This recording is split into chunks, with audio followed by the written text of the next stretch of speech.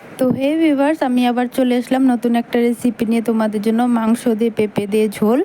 দেখো আমি এখানে আদা রসুন বেটে নিয়েছি, শুকনো লঙ্কা বেটে নিয়েছি, এদিকে পেঁপে আলুটা ভেজে নিয়েছি ব্রাউন ব্রাউন করে।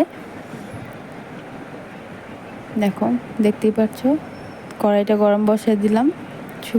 জিরা তেজপাতা শুকনো লঙ্কা দিয়ে একটু ভাজবো। এটা ব্রাউন ব্রাউন হলে পেঁয়াজ দিয়ে দেবো। পেঁয়াজ কুচিটা ব্রাউন ব্রাউন করে আমার একটু নুন দিয়ে দেবো। নুন দেওয়ার পর বেটে রাখা মশলাটা দেবো, এটা ব্রাউন ব্রাউন করে ভেজে।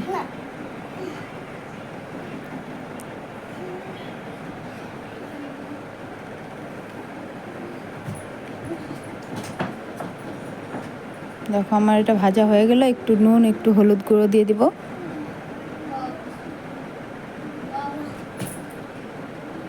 এখন বেটে রাখা মশলাটা দিব, আদা রসুন পেস্ট, শুকনো লঙ্কা কাঁচা লঙ্কা জিরে গুঁড়ো বাটা। এটাকে ফ্রাই করব।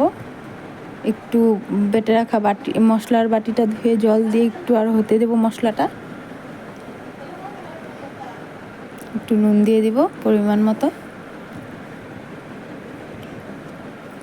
একটু জল দিয়ে এখন হতে দেবো মশলাটা, ভালো করে কষাতে দেব। তারপর মাংস দিয়ে দেবো, মাংসটা দিয়ে নাড়াচাড়া করে কষাতে দিয়ে দিব।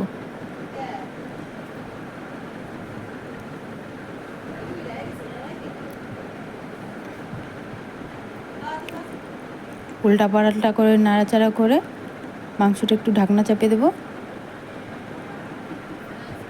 হয়ে গেলে আবার আলু আর পেঁপেটা দিয়ে দিব। তো মাংসটা নাড়াচাড়া করার পর আবার ঢাকনা চাপা রেখে দেব। আবার হয়ে গেছে, দেখো জল ছেড়ে দিয়েছে। আবার নাড়াচাড়া করে নেব, একটু ভালো করে কষায় নেব।